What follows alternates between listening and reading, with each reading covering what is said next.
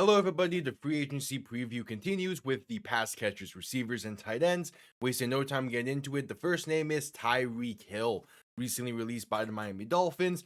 And his tenure there in Miami was a bittersweet one. He had some good years there. Towards the tail end of it, kind of just nothing really played out offensively. And then the injury came in as well in week 4 against the Jets. A pretty gruesome injury. Watching that game was not fun to see that. So that's going to definitely cause some concern in terms of his timetable to return, as well as what his market is going to be in free agency.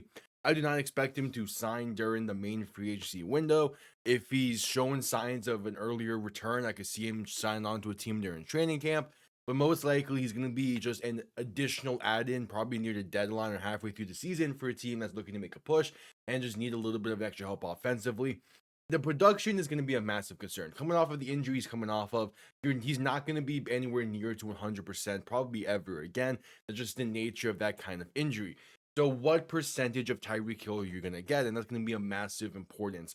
If you get 75%, you're feeling pretty good. If you're getting in that range, you're feeling okay with it. But just the mystery is going to cause a lot of really interesting discussions for Tyreek Hill. Again, I don't expect most of these to happen during the main free agency window. I expect most of them to happen closer to training camp and closer to just the start of the season because we still do not quite know his timetable. Jalen Waddle was on the Tron Armstead's podcast the other day, and he said that, Tyreek Hill was lifting weights as pretty early on after the injury, which that can be reasonable depending on exactly what. But again, Tyreek Hill is a lot of mystery. His signing, again, won't happen for a long while. But I do still expect him to get a pretty decent bag when he does sign, depending on when he signs. I appreciate all that Tyreek Hill did for Miami. Wishing him the best on wherever he goes to next and see what he can do and see how he plays once he gets back from his injury.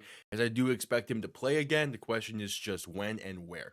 Next up, another older name is Mike Evans. We're going to be discussing here. Super Bowl champion over there with Tampa. Didn't eclipse 1,000 yards for the first time in his career last year as he battled 2 injuries throughout the season. One earlier on and one once he got back. And that was a fortunate injury to see happen. I would be very surprised if he leaves Tampa. He feels like one of those guys that's similar to a Larry Fitzgerald, where he's just a one team type of player. You want to see him on one team the entire time, is where he belongs.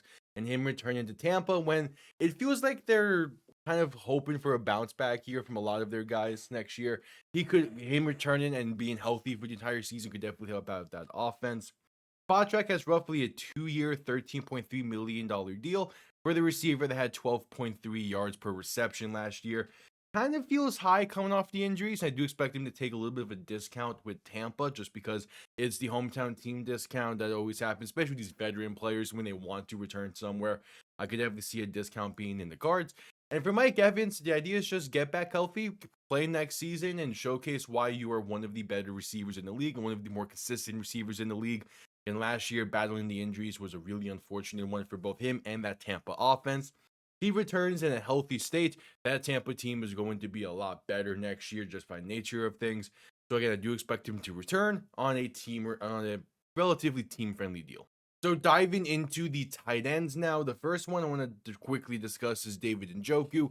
Not a whole lot to say about Njoku. He himself has confirmed that he will not be returning to Cleveland next year. He is one of many players that have announced that they will be departed from the Browns in the offseason and will not even be looking to re-sign. And that's going to cause a whole lot of issues with the Browns more so than anything. So with that, Cleveland's going to be a bit of a weird team next year.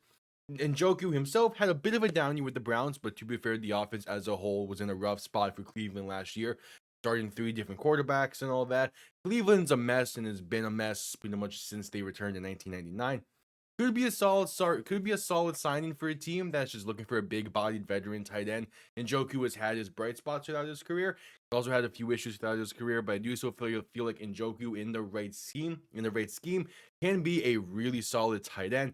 Spotrac has a 2-year, roughly $10 million deal. And yeah, sure, I would not be surprised if he gets something like that as kind of a flyer deal. I do think Njoku is one of those more underrated tight ends. He doesn't get talked about a lot, mainly because he is in Cleveland. He hasn't really had the support around him to be one of the, a true big body tight end like that.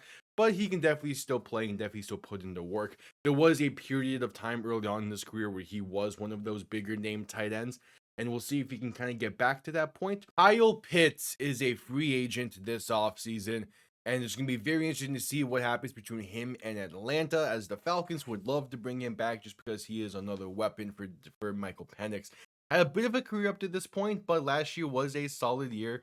He has had increase in touchdown numbers every single year, kind of going funny in sequential order. It means he might be in for 6 touchdowns next year. To an extent, he's been progressing nicely. A new coach in Atlanta could definitely help him take another step if he chooses to return there, and we'll see kind of what the market is shaping out for him there.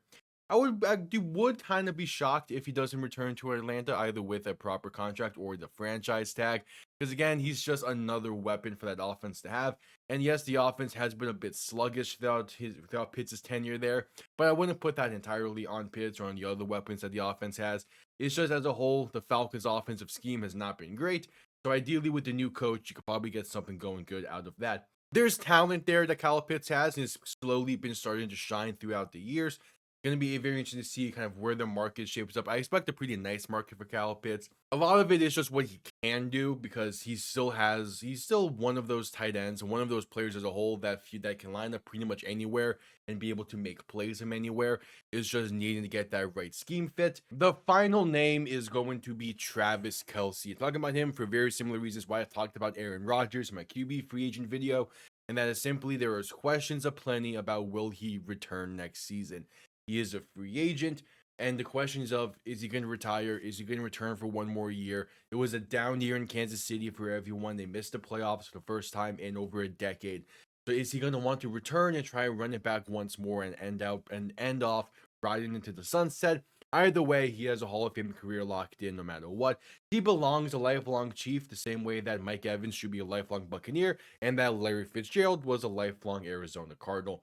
It just feels right for Kelce to return if he plays, much the same reason why it feels right for Rodgers to go back to the Steelers if he decides to play. I just don't really see another team that's going to embody Kelce the same way that the Chiefs have for the entirety of his career. But again, that's up to him if he wants to return or not. That decision probably pretty sure he says he wants that decision to come before free agency starts. So we have about a month until he makes his decision, it seems. So time will tell on that. But again, if he does return, I do expect it to be with the Chiefs on a team-friendly deal. So there you have it. The thoughts about 5 receivers and tight ends in this upcoming offseason. Kind of a weird free agency class for these position groups, but still one that you could definitely find some talent in. Appreciate everyone tuning in. I'll see you all next time. Have yourselves a damn good one. Peace.